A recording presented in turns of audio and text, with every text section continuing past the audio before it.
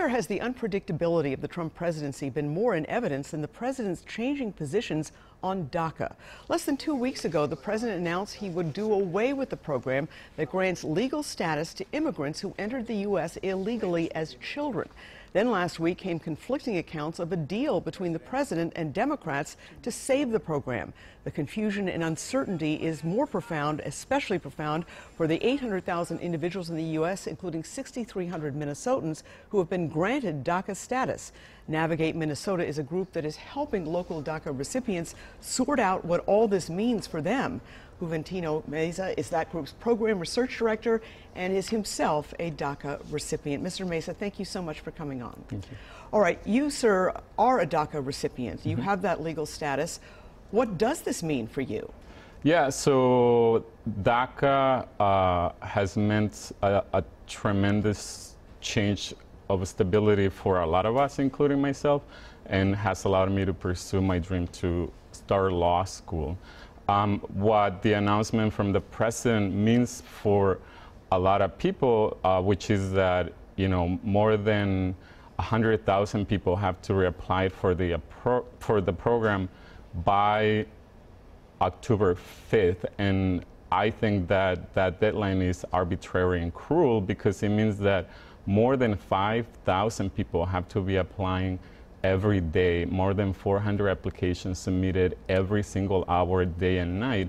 And that means that many people are not going to be able to do this. All right, let's talk about you. You entered illegally when you were 15. You were a child.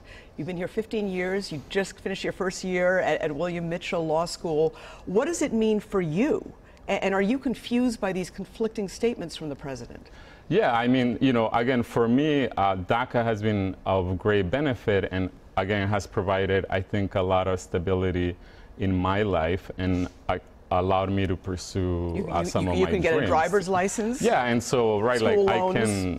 I can drive and feel safe when I leave my house. I'm not allowed to take out loans. I'm paying out of pocket for law school. Oh, so you can't take out loans under DACA? No, I mean, right, we're not eligible for federal loans, but yet we pay into Social Security, Medicaid, Medicare, which we're not eligible for, right? Right, but you can get loans and file other legal papers as well. Are you worried about, though, that the president will change his mind? He's under tremendous pressure from conservatives. Ann Coulter, who's written a book in support of the president, actually tweeted out last week, and now everybody wants the president impeached. Yeah, I mean, I think what has been really frustrating under this administration is the unclarity that comes out every day. And so, you know, for us, we've been trying to stay on top of all of that and try to make sure that our community is well informed. You know, you can't say one day that DACA is unconstitutional and then say the next that he'll rethink the DACA, and then is he going to find it constitutional? And so that's been frustrating for us because we don't know where things are going. All right. And when you say people have to reapply, do you have to reapply? No, so my DACA permit expires in November of 2018, and I'm not eligible to renew it. People whose work permit expires between now and March 5th of 2018 have to apply by October 5th of this year. And so that's, again, thousands of people who have to be applying every single day.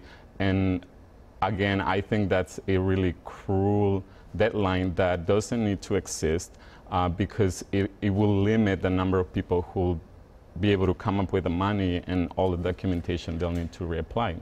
Are there people who could qualify under the old guidelines for DACA, but who are now scared to do so? Yeah, I mean, I think for a lot of us who applied for DACA came forward to the federal government in good faith with the reassurances that our information would not be used against us. And so now I think for a lot of us it's a question of whether or not this administration will target us. And so I think people are now questioning whether or not they should apply and provide, right, fingerprints, extensive documentation, background checks. All right. Well, Mr. Meza, thank you so much for joining us. We appreciate it. Thank you. All right.